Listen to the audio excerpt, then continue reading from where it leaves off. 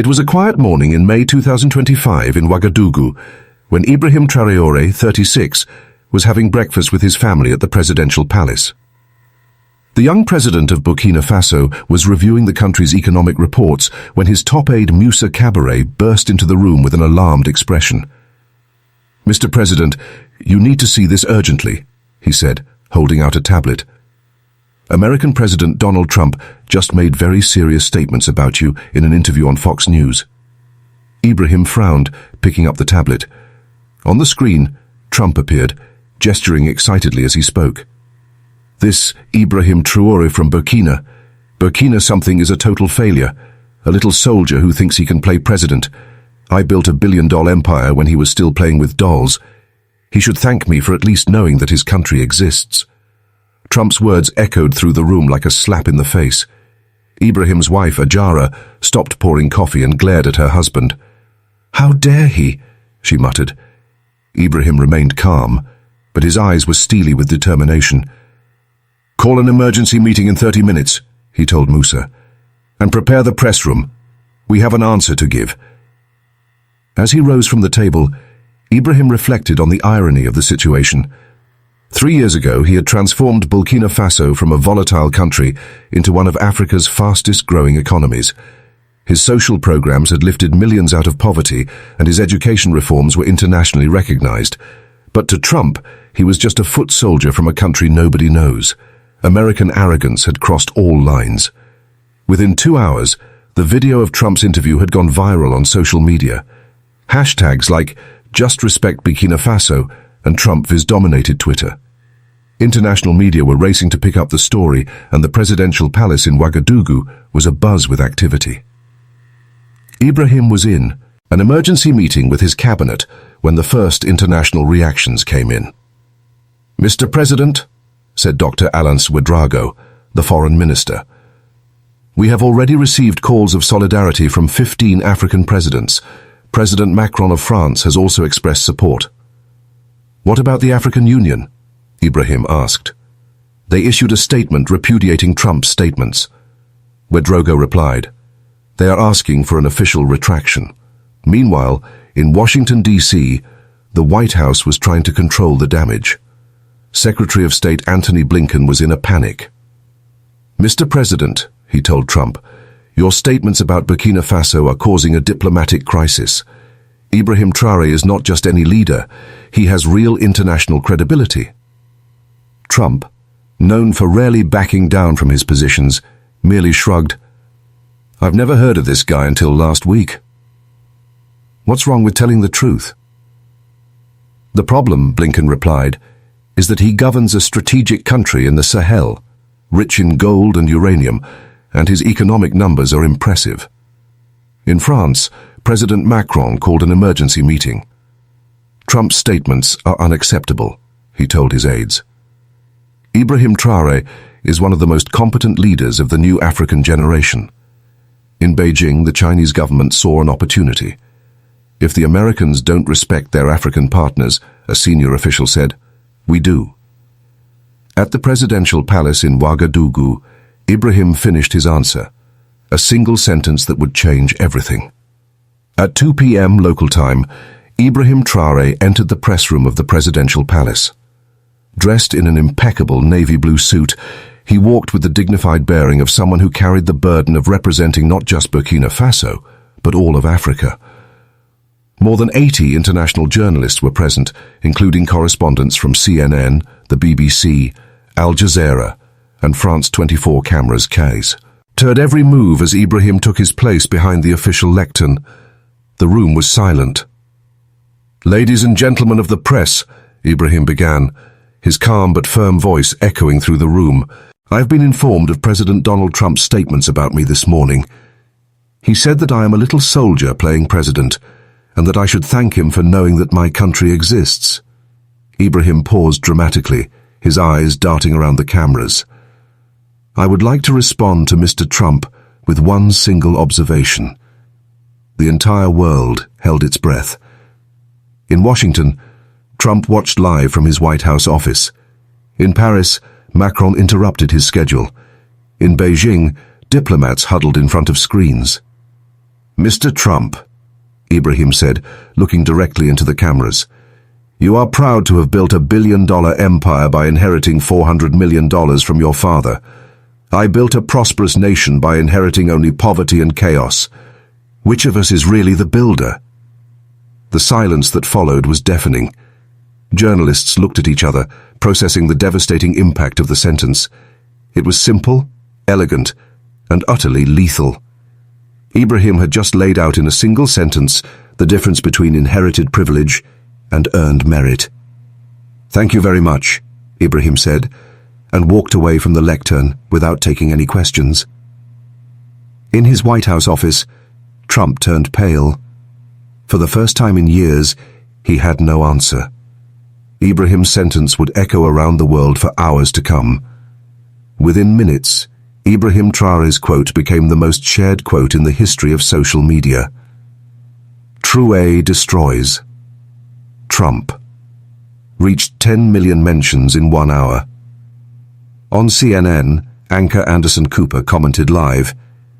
In 30 seconds, Ibrahim Traoré just redefined the debate on global leadership. This was possibly the most devastating political response I have ever witnessed. On Twitter, the reactions exploded. Barack Obama posted, "Real leadership is measured by obstacles overcome, not by inherited privileges. Respect President Traoré." Elon Musk tweeted, "Savage level Ibrahim Traoré. Even American Republican politicians recognize the coup." Senator Mitt Romney commented, "Regardless of political differences, we have to admit this was a masterful response." At the White House, panic was total. Aides ran from one side to the other trying to formulate a response. "Mr. President," said the Chief of Staff, "we need an urgent statement. Social media is on fire." Trump, visibly shaken, muttered, "Who is this guy again?" "Ibrahim Traoré, sir, President of Burkina Faso. Harvard Business Review named him one of the 10 most innovative leaders in the world for 2024. An aide replied, "And why didn't anyone tell me this before Trump exploded?" In Ouagadougou, Ibrahim was in his office watching the reactions with his staff. "Mr. President," said Yakuba Sawadogo, the communications aide, "your quote is being translated into 47 languages. It's trending worldwide on all platforms."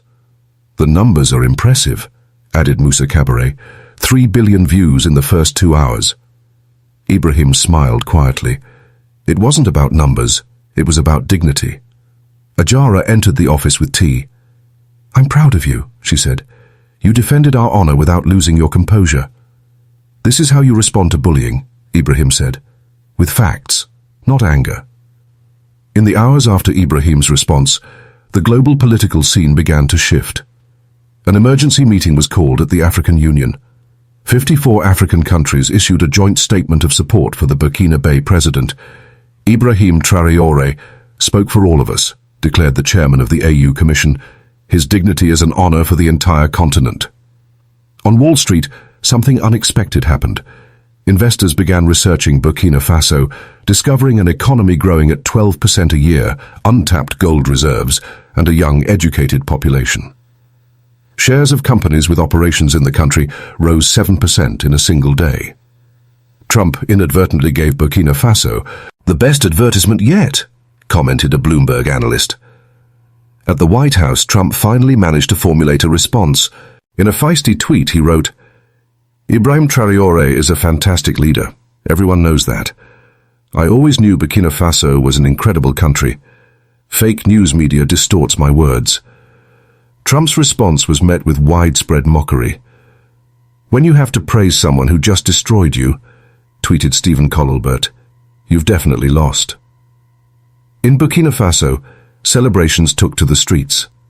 Young people danced on the boulevards of Ouagadougou, chanting, "Our president has shown the world who we are." The American embassy in the country had to beef up security, not because of hostility, but because of the number of people wanting to take photos in front of the building. "We want to show that we are friends of the Americans," said one student, "but we respect those who respect us." American universities began inviting Ibrahim to lecture. Harvard offered an honorary professorship. Yale proposed an exchange program with Burkina Faso universities. "We want to learn from your experience in social transformation," said Colombia's president. Ibrahim considered the invitations, but kept his focus on domestic work. "Burkina Faso first," he said. "The world can wait." Within a week of Ibrahim's devastating response, the global narrative on leadership had completely changed. International magazines were splashing his photo on their covers. Time named him Person of the Week with the headline, "The Leader Who Redefined Power." The article highlighted how he had transformed Burkina Faso. In 3 years, Traoré has reduced poverty by 40%, doubled GDP per capita, and eradicated malaria in 15 regions. His technical education programs have trained 500,000 young people for the modern job market. In France, Macron called a special meeting on relations with Africa. "We need to recognize that a new generation of African leaders has emerged," he said. "Ibrahim Traoré represents this change. We can no longer treat them as junior partners." China responded quickly. Xi Jinping announced a $5 billion investment package for Burkina Faso focused on infrastructure and technology. "China recognizes visionary leaders wherever they are," declared the Chinese ambassador to Ouagadougou. In Russia, Putin praised Ibrahim in an interview. "He has shown how a true leader behaves under pressure. Russia is ready to partner with nations that defend their dignity." The impact in Burkina Faso was immediate. International tourists began arriving, curious to see the country of the president who destroyed Trump. Hotels in Ouagadougou were packed. Travel agencies offered special packages. Discover the land of Africa's bravest leader. Ibrahim, however, kept his feet on the ground. "Our work has not changed," he told a meeting with ministers. "We still have millions of people to lift out of poverty." Fatima Sawado, the economy minister, reported the numbers. "President, we have received investment proposals worth $15 billion in the last 48 hours. "We will analyze each one carefully," Ibrahim replied. "We don't want to grow fast, we want to grow well." The leader's humility contrasted with the arrogance he had faced. 2 weeks after the public humiliation, Trump could no longer ignore the impact of Ibrahim's response. His approval ratings had dropped by 8 points, and conservative commentators were beginning to criticize his irresponsible diplomacy. In a desperate attempt to regain control of the narrative, Trump called a special news conference. "I'm going to show who's boss in this relationship," he told aides, who exchanged worried glances. At the news conference, Trump tried to downplay Ibrahim. "Burkina Faso is a tiny country, economically irrelevant. I move more money in a day than they do in a year." But this time reporters were prepared. "Mr. President," a CNN reporter asked, "Burkina Faso has an economic growth rate of 12% a year, 3 times faster than the United States. How do you explain that?" Trump became visibly irritated. "Fake numbers, fake news." "The data comes from the World Bank, sir," the reporter insisted. In Ouagadougou, Ibrahim watched the news conference with amusement. "He doesn't learn," he told Ajara. "The more he attacks, the more he exposes himself." Ibrahim's response came in a single tweet. "Numbers speak louder than shouting. Burkina Faso is growing 12% a year by building schools and hospitals. Some prefer to build walls and tweet." The tweet was shared 2 million times in an hour. Even American Republicans began criticizing Trump. "This is embarrassing," said a Texas senator. "This young African is making our president look like a brat." On Fox News, even conservative commentators admitted, "Trump needs to stop with these attacks. Ibrahim Traoré is winning every round." Host Tucker Carlson put it bluntly, "Gentlemen, when you're losing to a guy from Africa that nobody knew about a month ago, maybe it's time to change your strategy." Trump's attempt to fight back had only made his situation worse. A month after the controversy began, something unexpected happened. The US Congress, on a bipartisan initiative, decided to invite Ibrahim Traoré to address a joint session. It was an honor rarely granted to African leaders. The decision infuriated Trump, but he could not stop it. "This is an affront to the presidency," he shouted in the Oval Office. "How can they invite this brat to speak in my Congress?" But the Republican leadership was divided. "Mr. President," said the Senate Majority Leader, "this invitation has the support of 78% of the Congress. It would be political suicide to oppose it." The invitation reached Ibrahim through the U.S. ambassador in Ouagadougou. President Traoré said the ambassador David Miller, "This is an extraordinary honor. Only 12 African leaders have addressed the U.S. Congress in history." Ibrahim thought about it for days.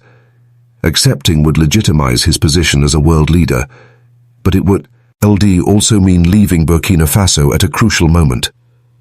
"What do you think?" he asked Ajara. "This is an opportunity to show the world who we are," she replied, "but only on your terms." Ibrahim decided to accept, but with conditions. "I will go to the United States," he told the ambassador, "but I will also visit African communities, universities, and NOSes. I want to see the real America, not just Washington." The news that Ibrahim had accepted the invitation caused a worldwide frenzy. Television networks announced special coverage. The White House tried to downplay it. "It's just a routine speech," but no one believed it. This would be the moment when a young African leader would step into the pulpit of American power and speak as an equal. The streets of Ouagadougou were cheering. "Our president is going to show the whole world who we are," said a street vendor. "Trump has created a monster," joked a college student. Ibrahim, however, remained humble. "I'm not going as a conqueror. I'm going as a bridge builder." On a cold morning in May, Ibrahim Traoré set foot on American soil for the first time. The Washington airport was thronged with journalists and supporters. Hundreds of Africans from the diaspora had traveled to greet him, waving Burkina Faso flags. "He represents us," said a Senegalese nurse. "Finally, we have someone who speaks for all of us." Trump declined to attend the official reception, but Congress organized grandiose events. The day before the speech, Ibrahim visited historically black Howard University, where he was greeted as a hero. "You are the bridge between Africa and America," he told students. "Never forget your roots." On the morning of the speech, the Capitol was packed. Senators and members of Congress from both parties waited anxiously. Even Trump reluctantly was present in the presidential gallery. When Ibrahim took the lectern, there was complete silence. "Ho no, rebel members of Congress," he began. "I come here not as a subject but as a partner, not to beg for help but to offer cooperation." For 45 minutes, Ibrahim laid out a vision of a prosperous and independent Africa. "Burkina Faso does not want handouts. We want investment. We do not need saviors. We need partners who respect us."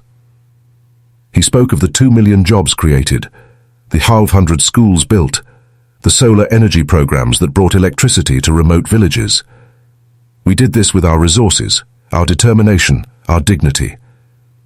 The climax came when he addressed Trump directly. "To President Trump I say, greatness is not measured by inherited wealth, but by the legacy you leave. You still have time to choose what legacy you want to leave for America." The Congress erupted in a standing ovation. Even Republicans applauded. Trump remained seated, visibly uncomfortable. The speech would be remembered as one of the most powerful in the history of the American Congress. 6 months after the fateful statement that shook the world, Ibrahim Traoré was back in Ouagadougou. But the planet had changed forever. His response to Trump became a required study in diplomacy schools. Harvard created the Ibrahim Traoré Young Leadership Prize, awarded annually to emerging leaders. The impact on Burkina Faso was transformative. The country received $25 billion in international investment. Apple announced a factory in Ouagadougou. Google established a research center. Microsoft launched digital skills programs for young Burkinabe. I never imagined that one sentence would change so much. Ibrahim told Ajara, looking out over the construction of the capital's new technology university. "It wasn't the sentence," she replied. "It was his courage to tell the truth." Trump, politically weakened, tried one last card, In an interview, he said, "I always knew Ibrahim was special. I was the one who discovered him for the world." The statement was met with global laughter. Even his supporters have abandoned this narrative. In Africa, Ibrahim has inspired a new generation of leaders. Young politicians across the continent have embraced his model: education, merit, dignity. The Traoré generation has emerged in Ghana, Senegal, Rwanda, Kenya. The World Bank has published a special report, The Burkina Faso Miracle: How one nation transformed its economy in 3 years. The document has become a global reference on sustainable development. Ibrahim was invited to be a special advisor to the UN on African development. On a quiet evening, walking through the palace gardens, Ibrahim reflected on his journey. At 36, he had become a global icon, but his greatest pride was in his domestic statistics. Extreme poverty eradicated. 100% of children in school. Life expectancy increased by 8 years. "Daddy," said his 9-year-old daughter, "you are famous all over the world." Ibrahim smiled, hugging her. "I am not famous, my dear. I am useful, and being useful is much better than being famous." And the sentence that destroyed Trump had built something much greater. A new paradigm of leadership based on merit, dignity, and the courage to speak truth to power.